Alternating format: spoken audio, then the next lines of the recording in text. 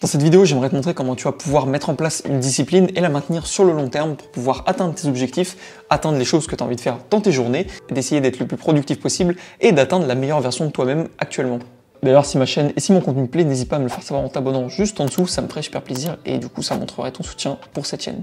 La première chose, lorsque tu veux mettre en place une bonne discipline, ça va être d'avoir un objectif précis. Donc si tu veux plus de détails, je te mets dans le petit juste ici, je t'ai fait une vidéo complète sur les objectifs, comment mettre en place des objectifs qui sont smart.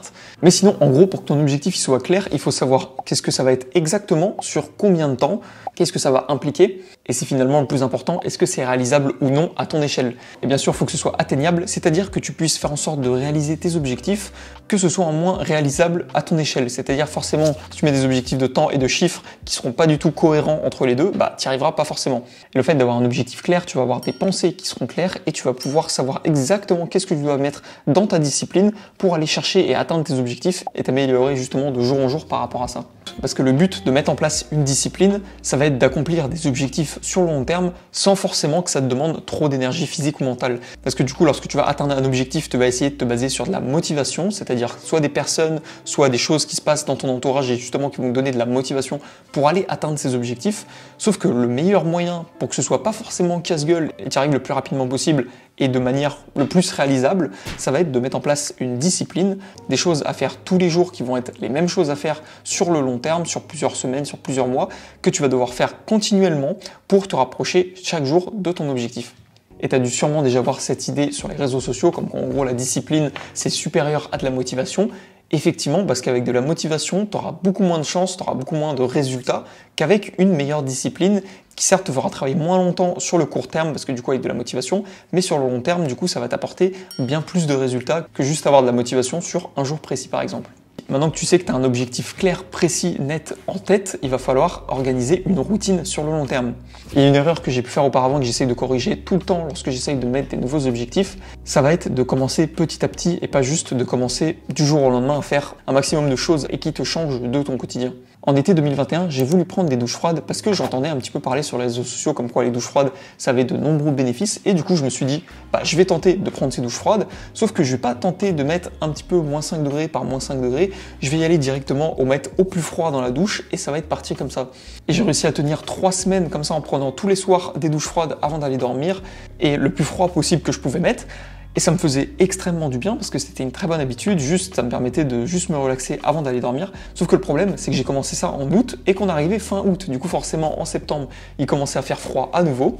Et vu qu'il commençait à faire froid à nouveau et que j'étais pas adapté à prendre des douches froides sur le long terme, qu'est-ce que j'ai fait? J'ai tout de suite arrêté les douches froides et j'ai recommencé à prendre des douches chaudes petit à petit. Alors que contrairement avec cette chaîne YouTube, j'ai fait des vidéos depuis plus d'un an. Au début, j'en faisais une par semaine, par-ci par-là, lorsque j'avais mes études en même temps à côté. Après, je me suis dit pourquoi pas 2 par semaine.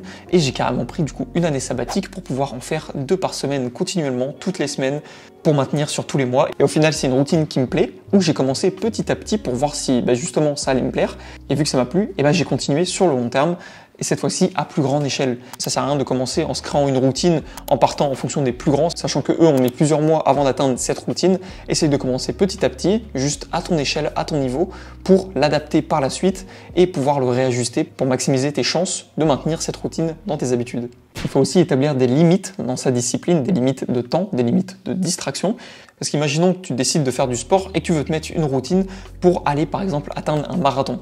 En établissant des limites de temps où tu vas te fixer des moments précis où tu vas aller courir pour justement atteindre ton marathon, tu vas mieux réussir que si tu te dis tous les jours je vais aller courir plus ou moins approximativement, de temps en temps ça va être le matin, de temps en temps l'après-midi ou juste quand vraiment j'en ai envie, parce que vu que tu n'auras pas de limites et que personne d'autre va te fixer des limites, tu es la seule personne qui va pouvoir te fixer des limites par rapport à ça, et si tu t'en fixes pas, au final, tu respecteras jamais les délais que tu t'étais mis. Et ça marche pas seulement avec le temps, ça marche aussi avec les distractions, que ce soit avec ton téléphone, avec ton ordinateur, avec tes jeux, peu importe. Si tu ne te définis pas des limites de distraction, tu vas avoir tendance à passer plus de temps sur tes distractions que sur ton objectif et ta discipline en elle-même.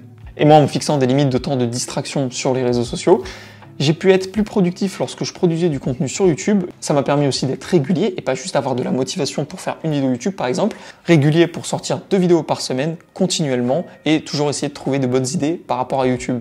Et comme ça, tout en essayant d'atteindre mes objectifs, et ben moi j'ai des limites de temps de distraction, c'est-à-dire que je m'autorise à aller sur les réseaux sociaux, mais seulement à partir d'une certaine heure et jusqu'à un certain moment précis. Je vais limiter mon temps sur les réseaux sociaux la journée, par exemple de 8h à 18h, voire 19h, et par la suite, je m'autorise à aller sur mon téléphone, mais au moins je me mets un délai de max 2 heures, voire 3 heures max dans ma journée du coup. Pour faire en sorte de créer la meilleure discipline possible, il va falloir apprendre à dire non. Parce que forcément, ta discipline, ça va te demander une routine. Cette routine va te demander énormément de temps dans ta semaine, dans tes jours.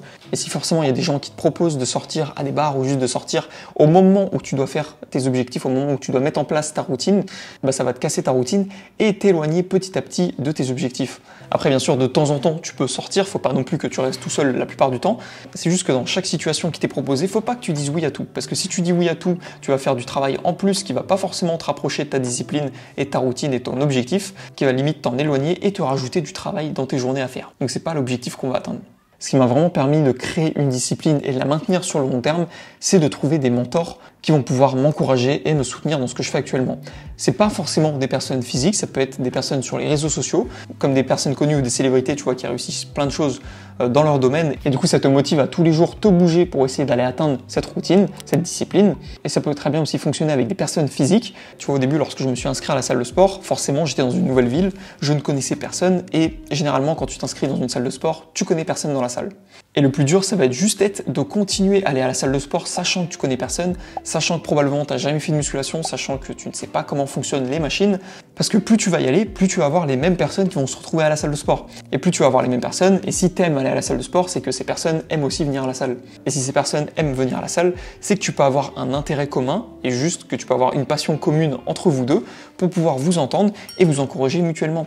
Et comme ça, les prochaines fois où tu retourneras à la salle de sport, tu sais qu'il y aura ces personnes, tu sais qu'elles viennent pour un objectif précis, c'est-à-dire se développer physiquement, et tu vas pouvoir t'entraîner avec cette personne, et limite tu auras encore plus envie de revenir dans cette salle de sport la prochaine fois pour faire ta prochaine séance, parce que tu sais qu'il y aura cette personne, tu sais qu'elle va t'encourager et te motiver du coup à maintenir le nombre de fois où tu viens par semaine à la salle de sport. Ça te crée une petite pression sociale qui est plutôt pas mal.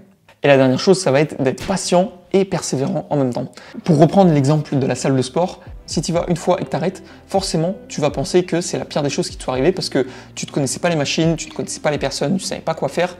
Sauf que si tu décides d'être persévérant et de revenir à ces salles de sport 2-3 jours après, et ça continuellement sur le long terme, et bah au final, tu vas comprendre de plus en plus ce qui se passe, tu vas adhérer à cette salle de sport, tu vas comprendre pourquoi les gens viennent à cette salle de sport, et seulement à partir du moment où tu te poses même plus la question pourquoi tu vas à la salle de sport, c'est à ce moment-là que ta discipline et ta routine, elle est ancrée du coup dans ton quotidien.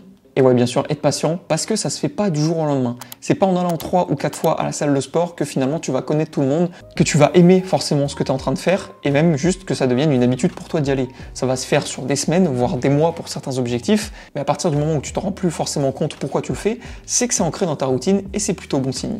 Donc les petits points clés à retenir pour avoir la meilleure discipline possible, ça va être d'être patient, persévérant, d'établir des limites et d'avoir un objectif clair pour au final ne pas foncer dans le mur et au moins être sûr de ce que tu fais. Forcément qu'au début ce sera compliqué et tu ne seras pas forcément sûr de ce que tu es en train de faire, mais l'objectif ça va être de continuer sur le long terme pour voir si finalement ça te plaît ou pas.